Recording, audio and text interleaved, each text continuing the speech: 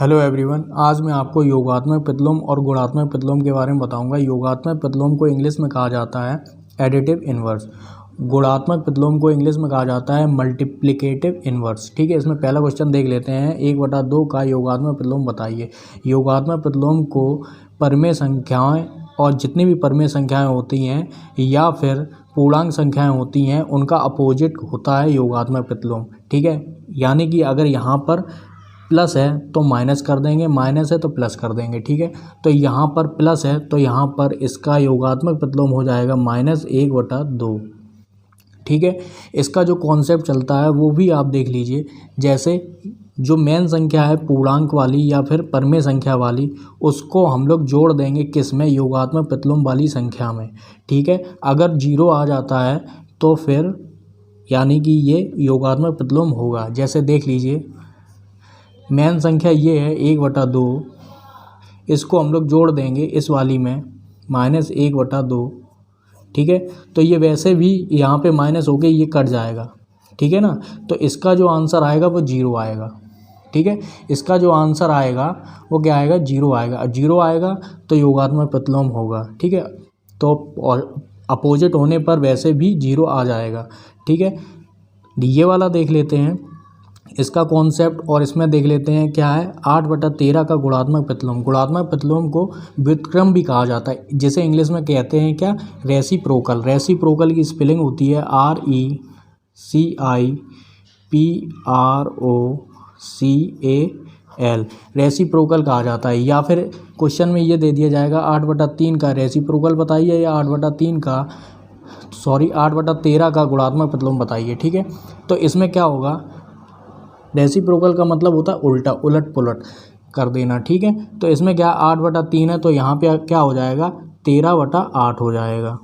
ठीक है, इसका जो कॉन्सेप्ट चलता है उसमें ये चलता है कि 8 जो मेन संख्या है परमेय संख्याओं और गुणात्मक प्रतिलोम के गुणा करने पर अगर 1 आ जाता है, जैसे 8/13 गुणे 13/8, और इनका ये कट जाएगा और बराबर 1 आ जाएगा। ठीक है ना, अगर 1 आ जाता है तो ये गुणात्मक प्रतिलोम है। ये आपके कॉन्सेप्ट के आधारित हैं। ठीक है, और यहाँ पे आपको ये सब नहीं करना है। इसमें आपको अगर आंसर पूछा गया है इसका तो आपको इसका अपोजिट कर देना है योगात्मक प्रतिलोम का, और गुणात्मक प्रतिलोम पूछा गया तो आपको उल्टा कर देना है। बस इतना सा है। कुछ क्वेश्चन देख लेते हैं। जैसे ये एक गुणात्मक प्रतिलोम में 1 होता है और एक -1 होता है। ये खुद में ही खुद का ही गुणात्मक प्रतिलोम होता है। ठीक है, क्योंकि आप इसे इसका भी अगर उल्टा करेंगे तब भी 1 आएगा और इसे भी उल्टा करेंगे तो -1 आएगा। ठीक है, आगे देख लेते हैं। आगे क्या है, योगात्मक प्रतिलोम के बारे में देख लेते हैं। जैसे 1/2 है, इसका जो योगात्मक प्रतिलोम बनेगा वो क्या होगा, -1/2। ये हम लोगों ने देखा है। ठीक है, यहाँ पे -3/8 दे दिया है। ठीक है, तो यहाँ पे हम लोग प्लस कर देंगे क्योंकि यहाँ पे माइनस है, तो क्या हो जाएगा 3/8 हो जाएगा। अगर आपके पास 0 आ जाता है, 0 का पूछा गया है तो 0 ही होता है योगात्मक प्रतिलोम, इसमें कोई अंतर नहीं आता है। ठीक है, अब यहाँ पे अगर -4 और -7 आ जाता है और इसका पूछा जाता है तो क्या है कि माइनस से माइनस कट गया। ठीक है, और यहाँ पे -4/7 आता है। ठीक है, आप अगर माइनस अलग से लगा रहे हैं तो बिल्कुल सामने माइनस लगाना है। ठीक है, तो ये आपके योगात्मक प्रतिलोम के सवाल हो गए सारे के सारे। ठीक है, आप गुणात्मक प्रतिलोम के सवाल देख लेंगे। जैसे 8/13 का हम लोग देख चुके हैं, तो -6/19 का गुणात्मक प्रतिलोम देखेंगे। यहाँ पे इसको हम लोग उल्टा कर देंगे। ठीक है, तो क्या हो गया 19/-6।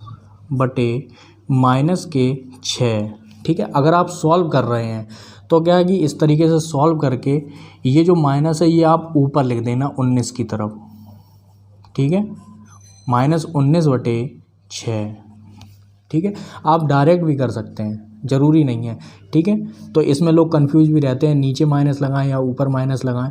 ठीक है, तो आप ऊपर माइनस लगाना, अगर अलग से कोई माइनस लिखना है तो सामने माइनस लगाना है। ठीक है, तो इसमें क्या करेंगे, जैसे 17 है, 17/-16 इसका निकालना है।